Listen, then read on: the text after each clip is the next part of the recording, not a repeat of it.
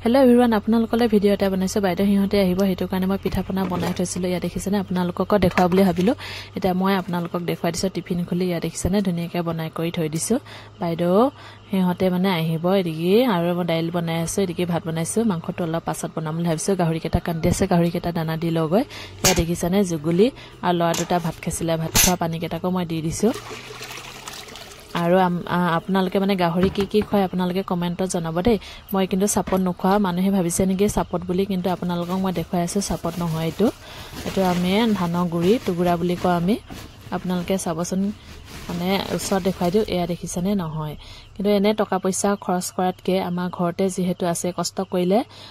অলপমান কষ্ট ফল মিঠা বুলি কয় নহয় হেতু কাৰণে আমি কিনি কৰি নখা আমি কষ্ট কৰো কচু হাও কিবা হয় এনেকা খুৱাই থাকো আৰু মই তা